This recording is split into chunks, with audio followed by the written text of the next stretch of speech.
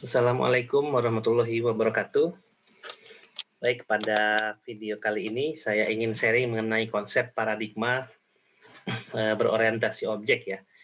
Jadi di sini sebelum kita mempelajari apa itu bahasa-bahasa pemrograman berorientasi objek gitu ya, seperti Java misalnya, mari kita terlebih dahulu memahami seperti apa sih konsep paradigma dari berorientasi objek itu sendiri. Nah, sebenarnya banyak teknik pemrograman gitu ya. Bukan cuma teknik pemrograman sebenarnya, tapi teknik untuk membangun sistem yang menggunakan pola atau pattern dan menggunakan paradigma berorientasi objek. Artinya setiap sistem itu adalah suatu objek ya. Jadi kalau kita ingin membuat suatu perangkat lunak, ya perangkat lunaknya dianggap suatu objek. Lalu perangkat lunak disusun oleh objek gitu ya. Kalau kita ngomongin sistem, sistem juga adalah objek.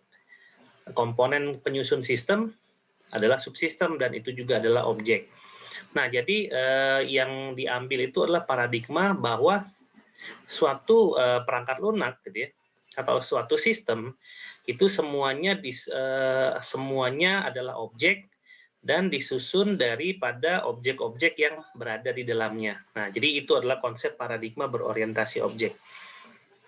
Artinya kalau kita kaitkan ke dalam sistem berorientasi objek ya, dalam hal ini kita berbicara tentang perangkat lunak yang dibangun dengan paradigma objek oriented atau berorientasi objek, artinya perangkat lunak itu disusun berdasarkan objek-objek penyusunnya, karena perangkat lunak itu sendiri adalah objek. Jadi seperti rangkaian pohon ya, atau tree. Jadi sistem itu adalah root-nya, perangkat lunak itu adalah root-nya, nanti perangkat lunak itu disusun berdasarkan objek-objek, lalu ada objek yang disusun berdasarkan objek-objek yang lain gitu ya. Nah, itu adalah salah satu teknik dari sisi programming ya, kalau kita berbicara tentang perangkat lunak. Artinya kalau dulu banyak yang prosedural gitu ya, di mana aplikasi itu dibuat panjang ya, kadang-kadang dalam satu file ya, katakanlah file dengan ekstensi C atau Pascal ya, itu biasanya terdiri dari ribuan ya atau bahkan jutaan baris. Jadi aplikasi itu hanya dibikin atau dibuat menggunakan satu file saja. Nah, kalau di object oriented enggak, jadi bisa di manajemen ya filenya. Artinya nanti satu file itu adalah satu objek, ya akan menjadi suatu objek di mana nanti yang akan direpresentasikan dalam blueprint yang kita sebut dengan kelas, gitu ya. Nah, paradigma objek ini tadi menganggap semuanya adalah objek, ya. Dan objek itu bisa berinteraksi antara satu dengan yang lainnya. Nah, selain Java banyak juga bahasa pemrograman yang mengadopsi ya prinsip berorientasi objek ini ya, ada C++, ya C#, ada PHP versi 5 ke atas dan lain-lain. Jadi walaupun PHP itu banyak kan memang dibuat secara prosedural, tapi kalau kita menggunakan framework ya, misalnya MVC, itu mau tidak mau PHP-nya jadi paradigmanya berubah menjadi objek oriented ya. Penulisan programnya juga akan berbeda gitu ya, karena komponen terkecil dari suatu objek dalam programming itu adalah kelas. Jadi kelas itu adalah komponen yang paling kecil, karena nanti kelas itulah yang akan menjadi suatu blueprint atau cetak biru dan kemudian akan dibangkitkan dalam bentuk objek. Nah, jadi satu kelas ya itu bisa memiliki banyak objek. Misalnya saya membuat suatu kelas mahasiswa, kelasnya satu saja. Nah, tapi nanti si kelas mahasiswa itu akan menjadi objek. Misalnya ada si Budi, ada si Ali, ada si Ani, ada si Ridwan, dan lain-lain. Jadi satu kelas bisa, karena dia adalah suatu blueprint ya, atau cetak biru, nah dia bisa diimplementasikan menjadi banyak objek. Ya, karena nanti objek-objek yang banyak itu berasal dari sumber kelas yang sama. Nah, apa saja karakteristik objek dalam sisi programming ya yang kita bahas? Yang pertama adalah setiap objek pasti memiliki state atau yang kita sebut sebagai atribut. Ya, katakanlah tadi kita ngambil contohnya mahasiswa. Maka mahasiswa itu memiliki NIM, ya, memiliki nama, memiliki alamat, tanggal lahir, dan lain-lain. Ya. Lalu nanti objek itu selain memiliki atribut atau state, dia juga akan memiliki behavior atau method. Ya. Nah, jadi dia akan memiliki suatu tingkah laku.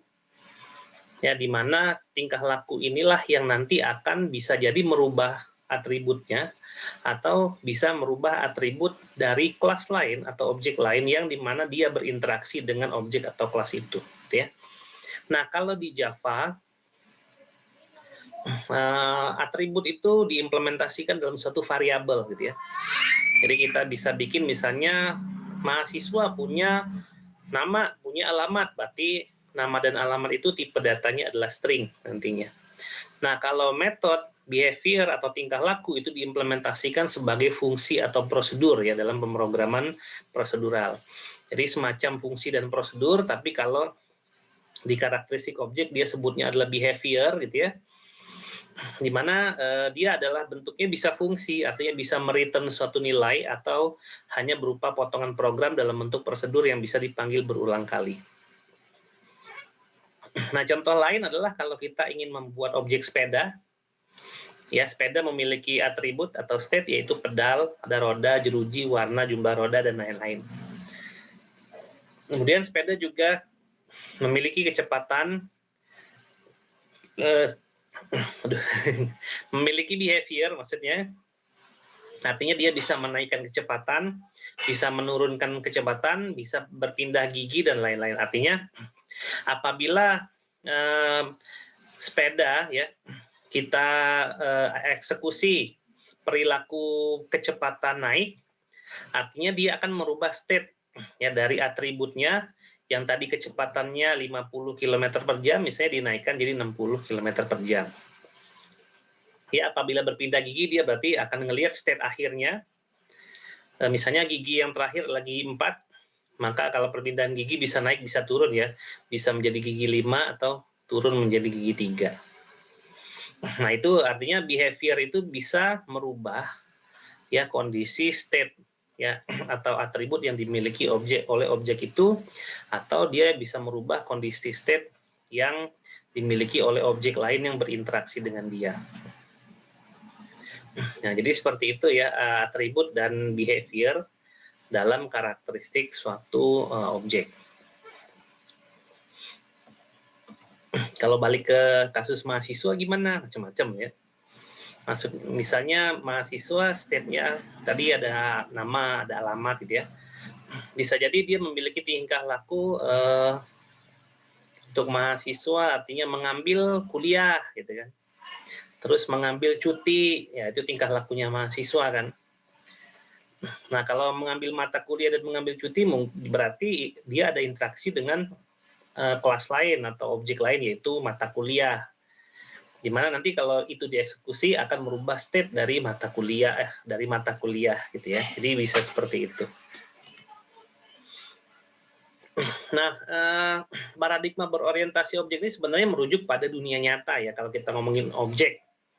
Di dunia nyata di sekeliling kita ini semuanya adalah objek, gitu ya. Jadi kalau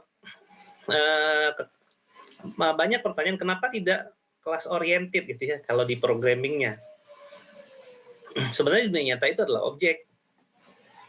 Jadi paradigmanya adalah dunia nyata itu objek, di blueprintkan dalam suatu kelas, ya dikodingkan dalam suatu kelas, lalu diimplementasikan lagi dalam bentuk objek dari hasil codingan tadi gitu.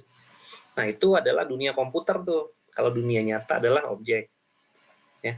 Jadi kalau dunia nyata itu objek dulu, baru kita kelompokkan dalam suatu klasifikasi gitu ya. Nah, kalau di dunia komputer itu berarti klasifikasinya dulu, baru kita eksekusi objeknya. Makanya dia disebut object oriented paradigma ya. Kalau di sini dari sisi programming artinya kita bilang bahwa dia adalah object oriented programming. Nah, gitu ya. Jadi implementasinya nanti state atau atribut itu di variabel, lalu tingkah laku itu disimpan pada metode kalau dalam programming. Nah, di sini definisinya kelas ya. Jadi tadi kita udah singgung beberapa kelas, beberapa istilah, beberapa kata ya, yaitu kelas ya. Kelas itu adalah blueprint ya, atau template atau prototype, di mana nanti kita definisikan kita mau bikin objek apa nantinya, gitu ya. Misalnya di dunia nyatanya kita ada mahasiswa namanya Ali. Nah, Ali ini kita ingin terapin nih dalam sistem informasi akademik misalnya. Berarti kan Ali itu akan masuk ke dalam komputer kan? Ya yang masuk bukan alinya, maksudnya data alinya ya, data mengenai alinya. Artinya kan nanti Ali itu akan diimplementasikan dari dunia nyata yang berupa wujud manusia ke dalam sistem informasi akademik, di mana itu adalah urusannya tentang administrasi, gitu ya.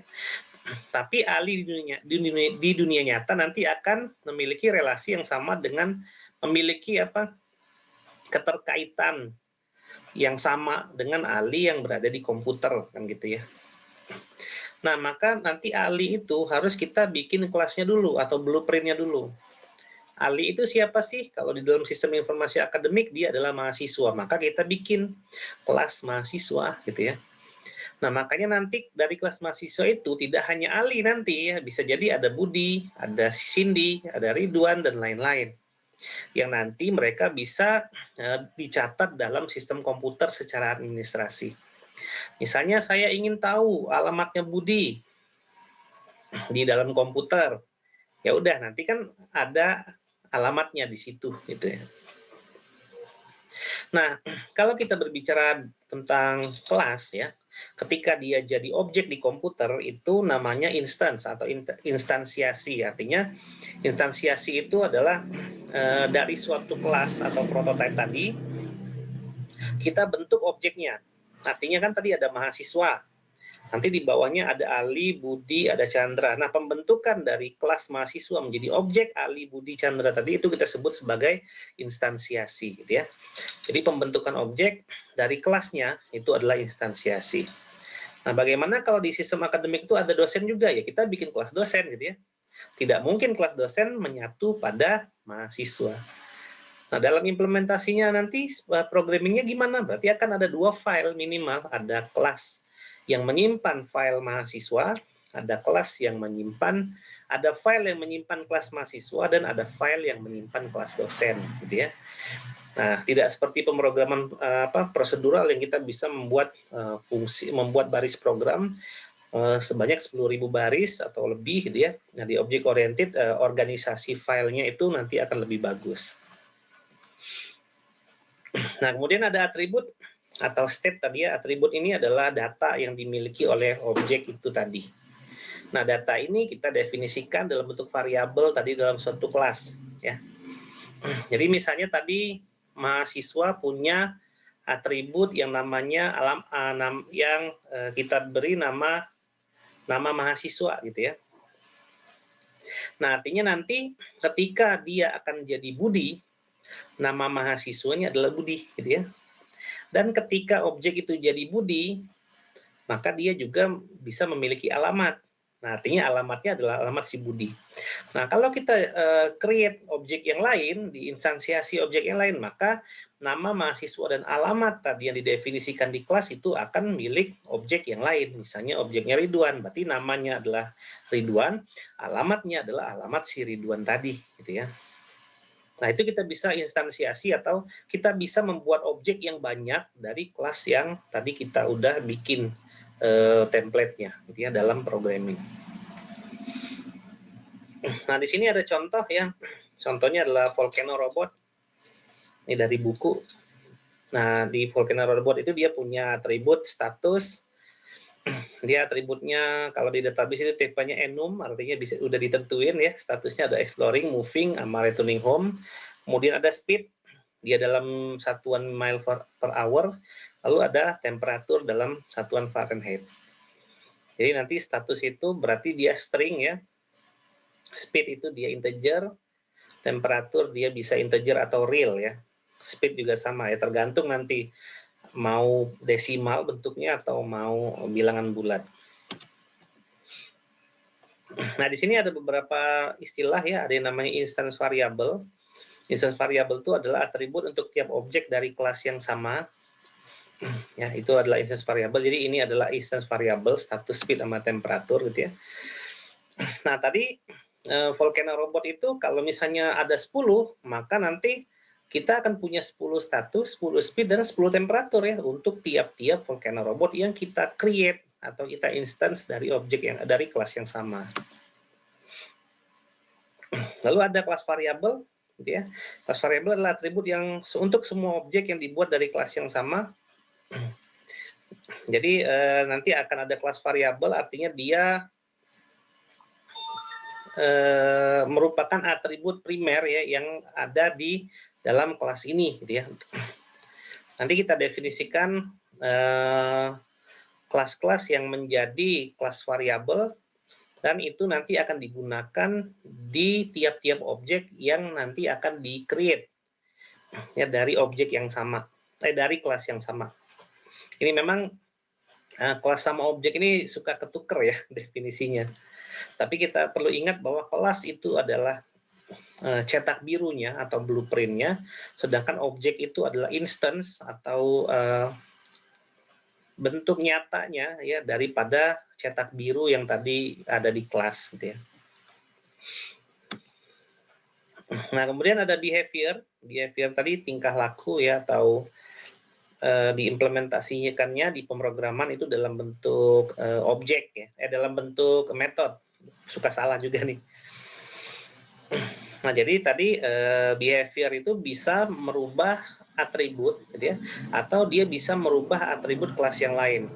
Tapi nggak hanya itu sebenarnya ya, behavior itu bisa macam-macam gitu ya. Cuman behavior yang dibuat itu sebaiknya yang berkaitan dengan objek atau kelas yang sedang atau sudah dirancang atau sudah dibuat. Karena biasanya yang paling bagus itu adalah suatu objek memiliki metode yang bertanggung jawab terhadap dirinya sendiri ya.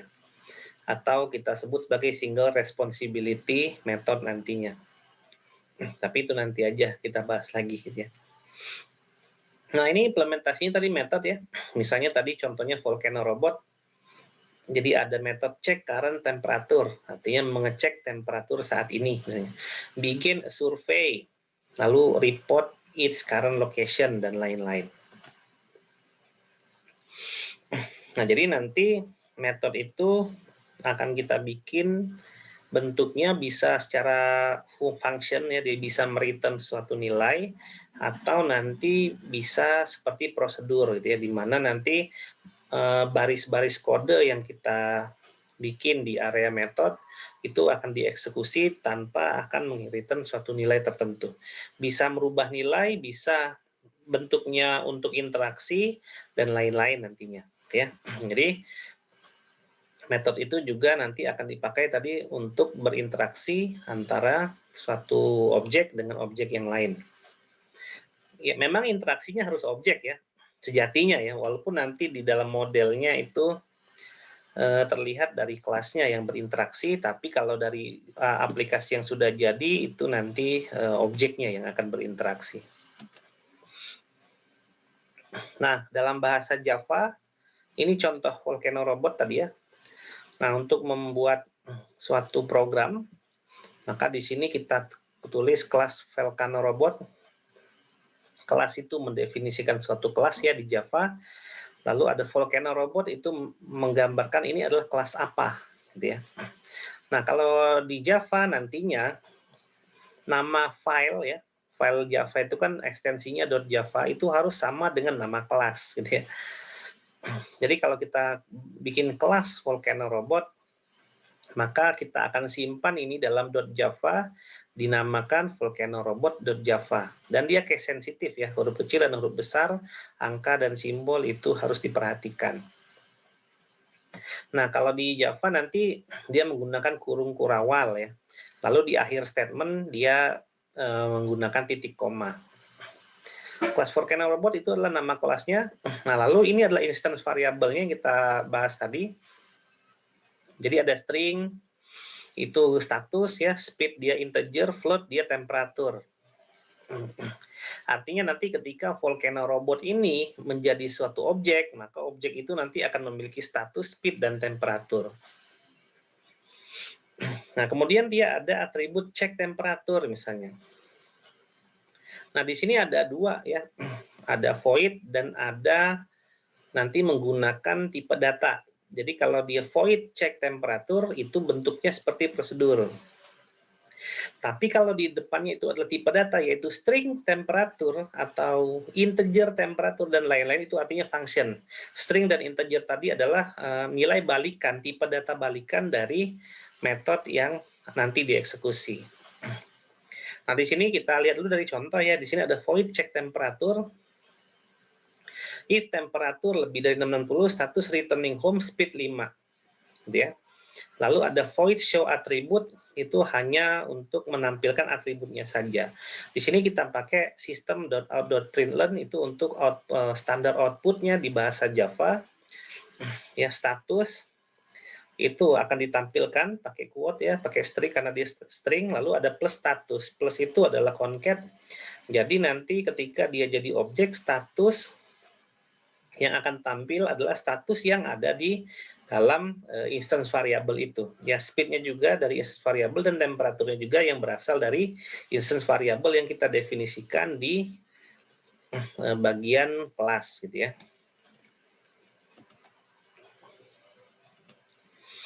Nah, kalau object oriented itu pakai Java, ini adalah implementasinya.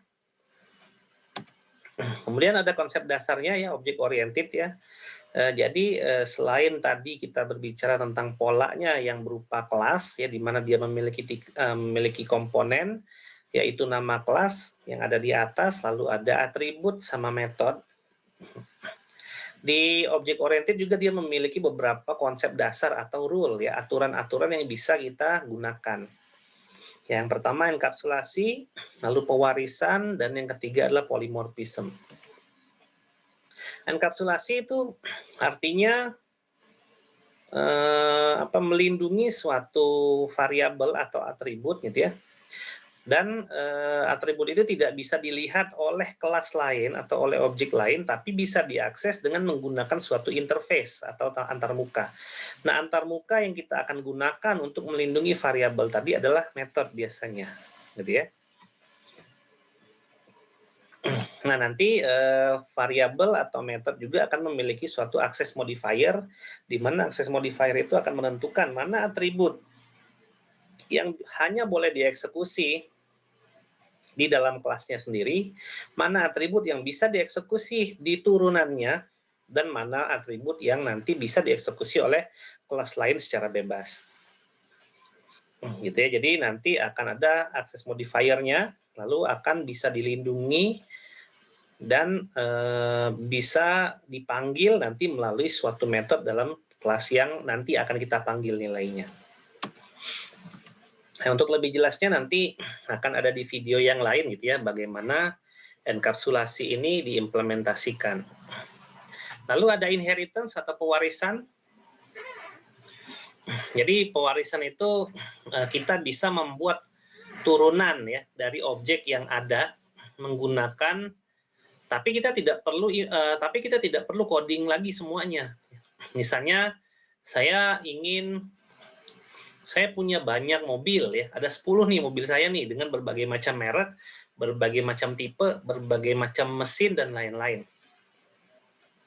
Nah, saya kelompokin dulu gitu ya, mobil tadi menjadi suatu kelas utama yang saya sebut sebagai mobil ya. Dan saya akan bikin turunannya yaitu mobil A, mobil B, mobil C, mobil D dan seterusnya. Nah, dalam mobil tadi kan tadi ada merek gitu ya, ada kecepatan, ada warna, dan lain-lain. Nah, ketika saya ingin membuat mobil A, maka kecepatan, warna, dan atribut lainnya tidak perlu saya ketikkan lagi, tidak perlu saya codingkan lagi di kelas mobil A. Cukup saya ambil dari kelas utamanya saja, yaitu kelas mobil. Artinya, kalau saya mendefinisikan suatu atribut dan metode gitu ya, di kelas utama, dengan syarat hak aksesnya bisa dipakai gitu ya di subkelasnya, maka subkelasnya tidak perlu saya bikinkan lagi, dia akan otomatis memiliki kelas dari superclass-nya. Jadi kalau kita sebut di sini superclass itu adalah kelas yang mewarisi dalam contoh tadi yaitu mobil. Ya, kalau subclass itu adalah kelas yang diwarisi, yang saya asumsikan dalam contoh tadi adalah mobil A, mobil B, mobil C, mobil D, dan seterusnya. Gitu ya. Nah, kalau di contoh, kita bisa anggap itu adalah sepeda. Gitu ya. Sepeda adalah superclass-nya. Kemudian ada sepeda gunung, ada sepeda BMX misalnya.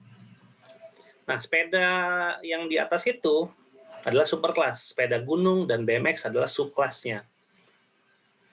Artinya kalau saya membuat 5 atribut di sepeda, ya, sedangkan sepeda gunung itu saya butuh 6 atribut, di mana 5 atribut itu semuanya ada di sepeda, maka saya hanya mengimplementasikan 1 atribut saja di sepeda gunung. Karena apa? Karena 5-nya sudah ada di sepeda. Jadi kalau sepeda adalah superclass dan sepeda gunung adalah subclass, semua atribut dan metode yang ada di sepeda itu akan diturunkan ke sepeda gunung. Gitu ya. Nanti untuk lebih detailnya ada di penjelasan video yang lain. Nah, gitu ya. Nah, biasanya pewarisan itu apa sih prinsipnya? Dia ada persamaan, ya. Dan memang dia memiliki perbedaan juga, tapi tidak banyak. Misalnya sepeda gunung spesifik kan, misalnya sepeda gunung dia punya gigi misalnya, dia punya gear. Sepeda balap nggak punya gear, gitu ya. Ya udah, berarti gear itu hanya ada di sepeda gunung, tapi tidak ada di sepeda balap. Nah, ketika saya bikin sepeda, gitu ya, untuk superclass-nya, saya hanya definisikan yang umum aja dari sepeda gunung, sepeda balap, dan sepeda motor ya. Dimana nanti sepeda balap dan sepeda gunung nggak punya mesin kan, hanya sepeda motor yang punya mesin. Tapi apa yang apa kesamaan dari sepeda gunung, sepeda balap, dan sepeda motor? Pasti ada kesamaan.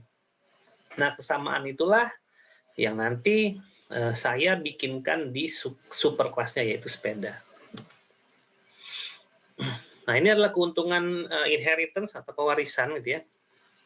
Yang salah satunya yang tadi kita tidak perlu coding lagi gitu ya, karena nanti codingan atribut dan metodenya tinggal diturunkan saja dari superclass-nya. Kemudian memang nanti superclass itu secara umum kita definisikan atribut dan metodenya. Nah, apabila memang ada atribut dan metode secara spesifik di subclass-nya, kita tinggal bikin di subclass-nya aja. Dia tidak perlu bikin di superclass-nya. Kemudian ada polymorphism, ini adalah banyak bentuk ya. Dalam artian ini definisi standar lah. Nah, banyak bentuk itu bisa jadi biasanya diimplementasikannya dalam bentuk metode, ya. Seperti apa sih polimorfisme yang disebut dengan banyak bentuk? Contohnya gini aja, manusia dia memiliki atribut ya manusia.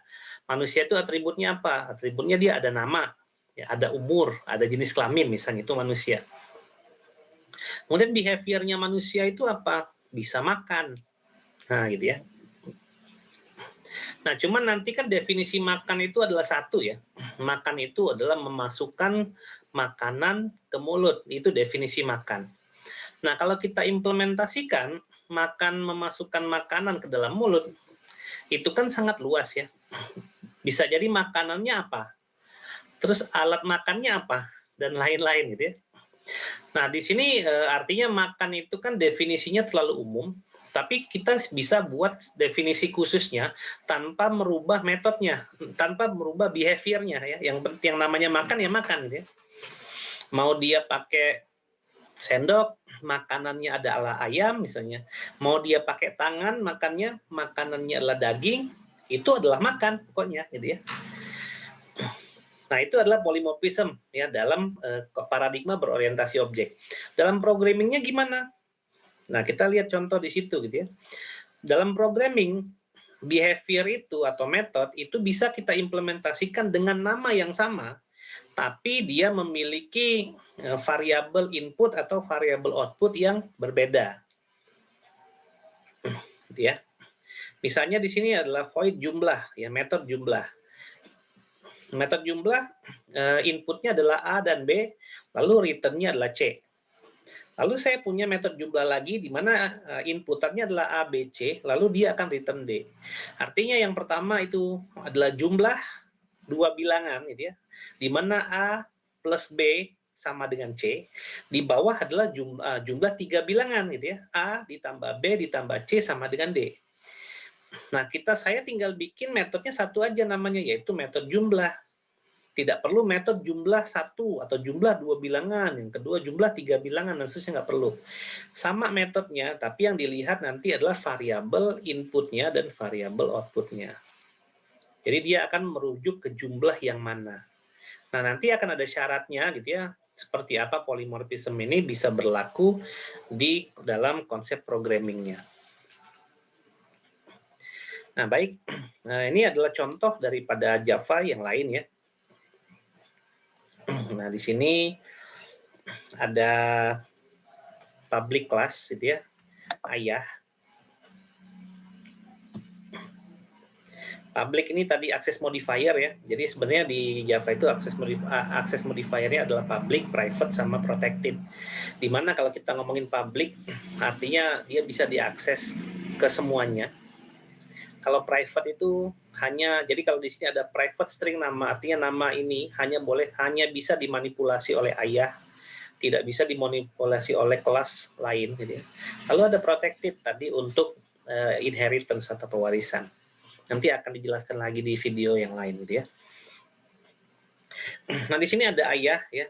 Dia ada kelas ayah di mana dia punya string nama. Artinya ayah ini punya nama, variabelnya nama, tipe datanya string.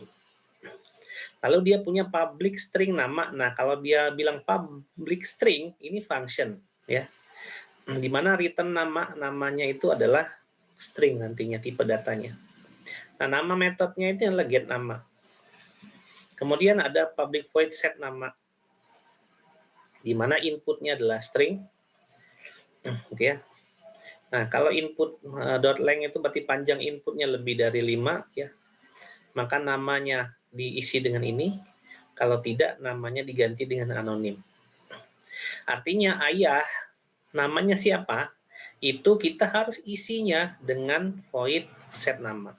Set nama inilah yang nanti akan kita panggil untuk mengisi si ayah ini namanya siapa ketika dia diinstansiasi menjadi objek, ya.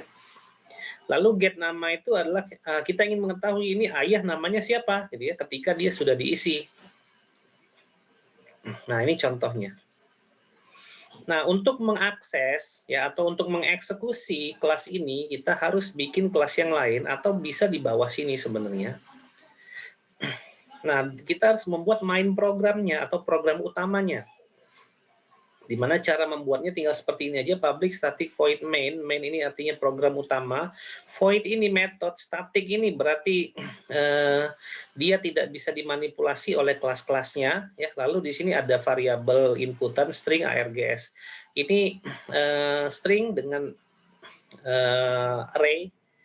Ya, args ini nanti isinya adalah argumen ya, di mana argumen itu bisa diinput saat program itu dieksekusi atau juga kita isi dengan null.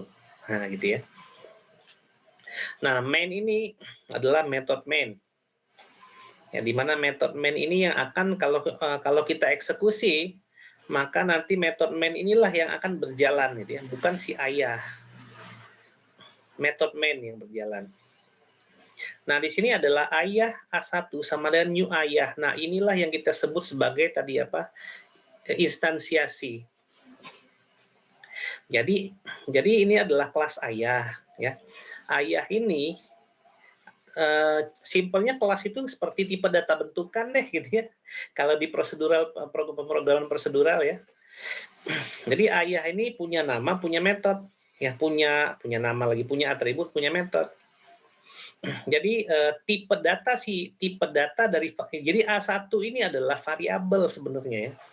Variabel A1 dia memiliki tipe data ayah gitu. Nah, ayah ini berasal dari sini. Artinya A1 nanti akan punya nama ya untuk atributnya. Lalu A1 akan punya get nama dan set nama untuk metodenya. Nah, agar A1 ini memiliki atribut ayah, caranya gimana? Kita pakai metode di sini yang namanya new, bukan metode si keyword ya, keyword yang namanya new. Lalu di sini adalah ayah. Ayah ini dari mana? Dari sini. Ya. Nanti akan ada konsep di pemrograman objek itu yang kita sebut sebagai konstruktor gitu ya. Nah, ayah ini adalah metode dari konstruktor ini di kelas ini gitu ya. Nah, sehingga A1 ini adalah objek ya karena dia dibuat dari kelas ayah. Ini yang kita sebut sebagai apa tadi? Instansiasi. Nanti kalau ada ayah A2 sama dengan new ayah, maka kita punya dua ayah sekarang, A1 dan A2. Di mana A1 nanti ada nama, ada get nama dan set nama, A2 pun akan punya nama, get nama dan set nama. Nah, misalnya kita mau isi nih A1 nih namanya siapa? Namanya Superman misalnya. Kita isi aja A1.set nama. Set nama ini adalah metode yang ini. Ya. Inputannya apa? String ya. Maka kita isi dengan Superman. Nah, sehingga si A1 ini namanya adalah Superman. Kalau kita ingin tampilkan di layar monitor, maka kita bisa pakai system.out.println hello A1.get nama. Get name lagi get nama ya, set nama, get nama. Get nama itu dari metode ini. Dia akan mereturn suatu string, yaitu nama. Nama ini adalah nama si ayah dari atributnya. Maka yang akan tampil di komputer nanti adalah, kalau ini udah dieksekusi ya, ini udah dijalankan, yang akan tampil adalah hello Superman, gitu ya. Karena system.out.println itu adalah untuk menampilkan ke layar. Nah, atau ada contoh lagi seperti ini, setiap ayah di Indonesia hanya boleh memiliki maksimal satu rumah. Setiap rumah memiliki PBB, tipe rumah 36 memiliki PBB 4% dari harga rumah, 45 PBB-nya 6%, di atas 45 PBB-nya 9% misalnya. Nah, di sini ayah itu ada 3 orang. Ada Akbar, ada Bambang, ada Charlie. Lalu si Akbar punya rumah tipe 36, si Bambang tipe 45, si Charlie tipe 90.